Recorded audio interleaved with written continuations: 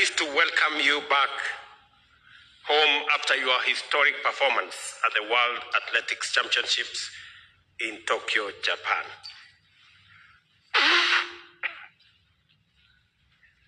You have to forgive me. This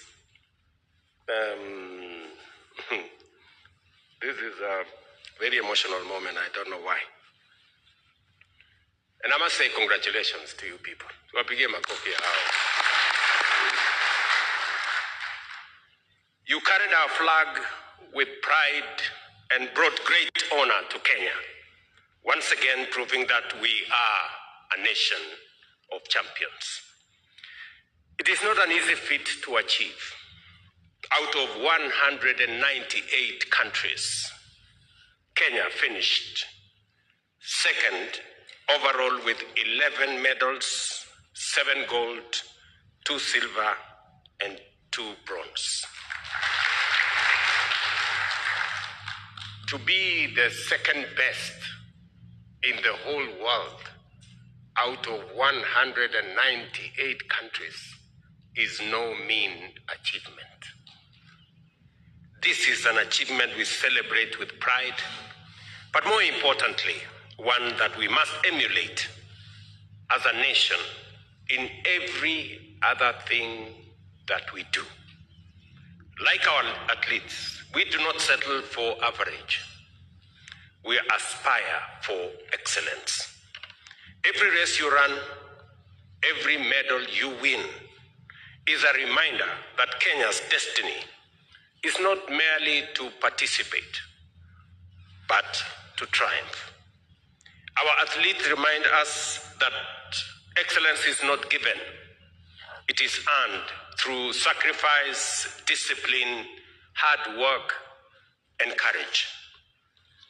The world expects Kenya to lead, not to follow. As you, our champions, have proven,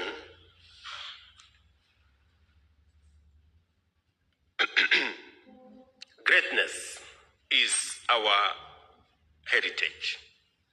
Mediocrity has no place in the Kenyan story. Just as you train for gold, Kenya must train for excellence in every field, in education, in health, in development, in innovation, and in leadership. Average does not raise a flag. Average does not unite a nation. Greatness and excellence does.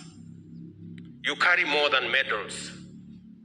You carry the proof that Kenya can be, and indeed are, a great nation. Before you left for these games, one evening here, you shared with me some of your concerns and requests. I pledged that I will consider the issues you had raised with me, and among the immediate actions that we have taken was to ensure that your foreign allowances were enhanced and fully paid as you traveled. I think you can confirm that. The commitment I made to you was already fulfilled by the ministry. Additionally, in recognition of your heroic efforts, a total of Kenya shillings 27 million has already been disbursed to the medalists. 3 million for each gold medalist, 2 million for each silver, and 1 million for each bronze medalist, in line with my directive when you left here. You also asked me to consider the matter of affordable housing for medalists as extended to Harambee Stars after the CHAN. I want to confirm again that just like we did for the CHAN Harambee Stars sportsmen and women, the 7 medalists will also benefit the way the others did. Government of Kenya, we are going to pay for half of a house of your choice. So you choose the house, we pay for you half, you pay the other half. And if you don't have money to pay the other half, and I know you do,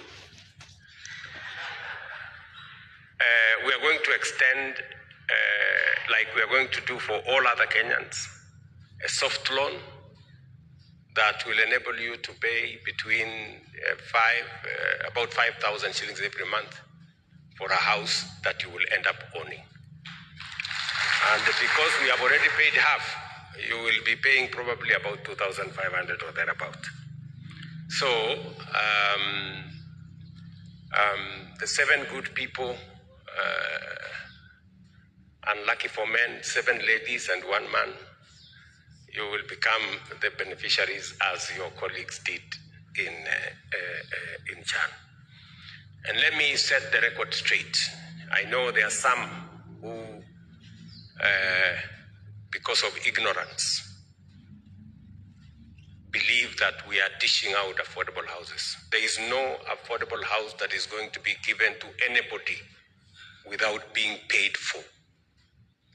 When we say that we are going to make affordable house available to anybody, including our athletes here, it means the government of Kenya is going to pay, because affordable housing is under a fund that must strictly adhere to the rules that govern affordable housing in the nation. And therefore, there is no house that's going to be dished out to anybody for whatever consideration.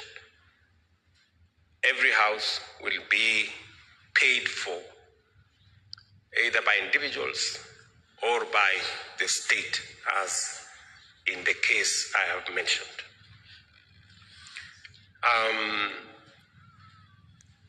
You have once again inspired Kenyans, especially the young people, and reminded the world that ours is a nation rich in talent, discipline, and resilience. You are not just athletes, you are role models, ambassadors of Kenya, and torch bearers of our national pride.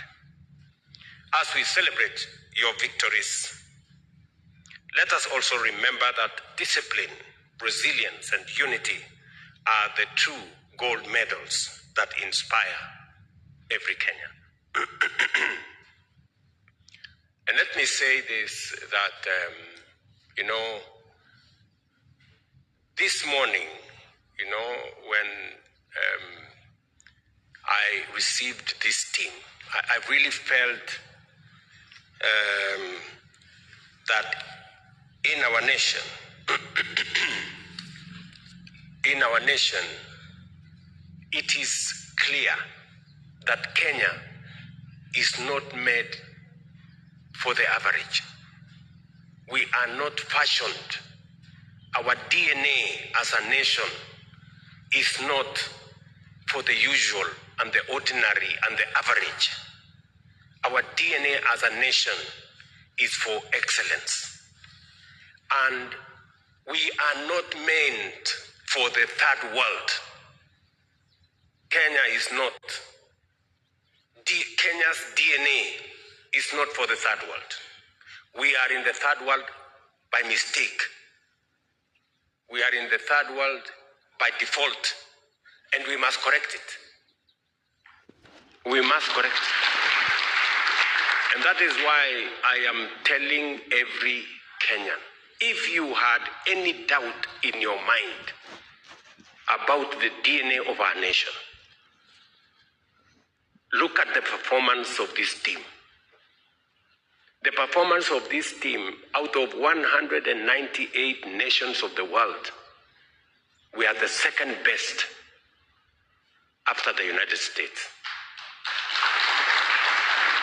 That tells you that is the league we play in, the League of Champions, the League of Excellence. That is where Kenya belongs.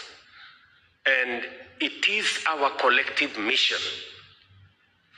It is our responsibility as leaders. It is my responsibility as the president of this country, to lead from the front. Just the same way what we have done in the last 3 years, we have transformed our agriculture. Today, we are producing more maize, more tea, more coffee. We are doing better in sugarcane.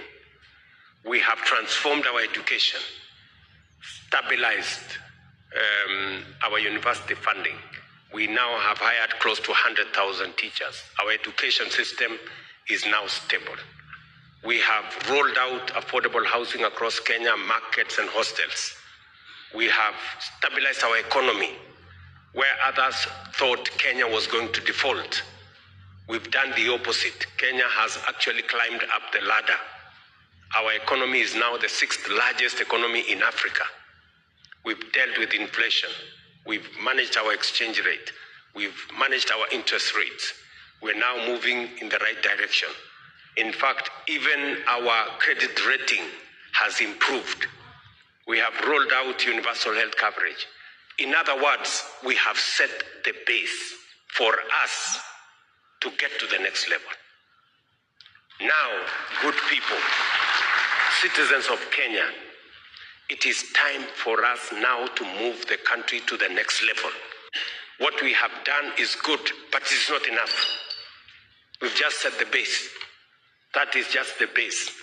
We need to now up our game and make our country truly great, because that is what Kenya is designed for. That is the metal we are made of. That is the DNA of Kenya, to be excellent. So this morning is a clear testimony to me that this is a great nation. It is up to us as leaders to do what we must and to rally the support, the goodwill of every citizen of Kenya for us to move our country to the next level. And therefore, good people, on behalf of a grateful nation, I say congratulations to you, congratulations Team Kenya, and welcome back home. Karibuni sana. Let me conclude by saying the following.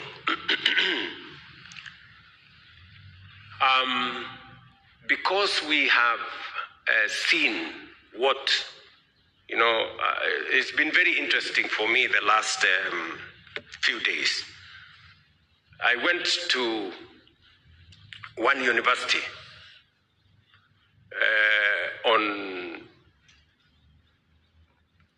was it Tuesday? Yeah, on Tuesday. I went to Uma University in Kajiado. And it was very interesting to me that a Muslim-based university,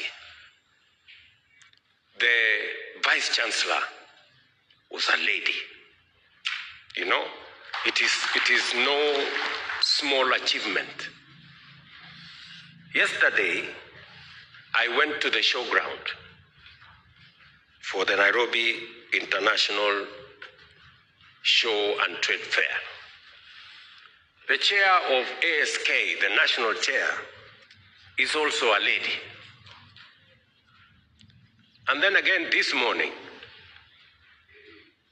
we come to this function, and 6 out of 7 medalists are ladies.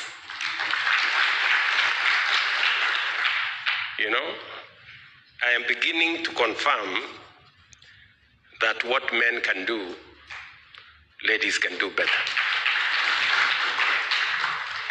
And I know we are in the process of hiring the chairperson of our Public Service Commission. If I were asked for recommendation, I would recommend that a lady be hired. I think they will do a great job. But having said that, and in support of our sportsmen and women in Kenya,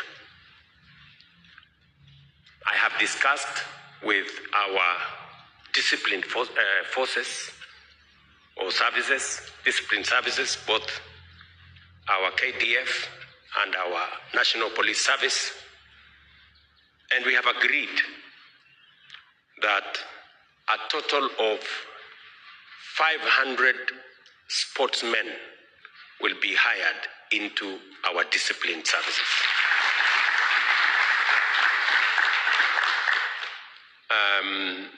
To provide them a base where they can get the necessary equipment, the necessary support for them to continue raising the standard of sports in our country. I have discussed with CDF, and in the recruitment that is going on now, 200 sportsmen and women will be hired into the military. And I have also discussed with the Inspector General of Police, and he has also confirmed to me that 150 sportsmen and women will be hired into the NPS.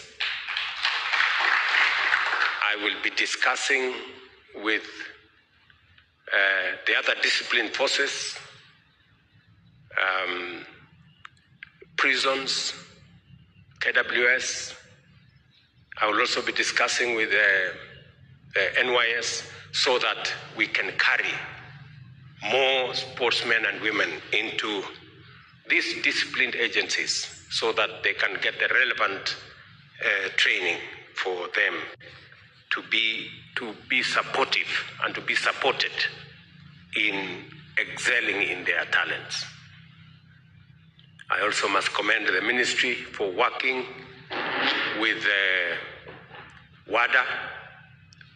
Kenya is a great sporting nation, and we do not want our sportsmen and women to be adulterated in any manner, for whatever reason, by anybody.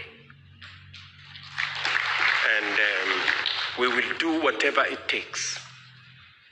And my instructions, Waziri, is that we reorganize ADAC properly, inject professionalism, make sure you work with best practice, best international standards, so that we can continue sports in Kenya with the integrity that it deserves. So you and your team, Waziri, at the ministry, make sure that as we support our employees, our sportsmen and women, as we support them, we also make sure that characters who have no good intention do not get into the way of the talents of our young people as they pursue excellence in whatever it is, from football to volleyball games, let me say, to athletics and all the other games in between. So, asanteni sana, my very best wishes. You can count on the government of Kenya, your government, and you can count on my very personal attention on this matter and on making sure that we succeed. I also want to let you know that as I promised when I came into office, the sports fund, I did say that it was not going to be used for any other purpose, because it had been made a free-for-all fund where anybody who was looking for some money to do something went to sports fund. We have now said that sports fund is sacrosanct just for our sportsmen and women, to develop the infrastructure for them, provide them with incentives, provide them with support, and make sure that Kenya continues to shine and to be those highlights as we prepare the checks. If we can have the video, please.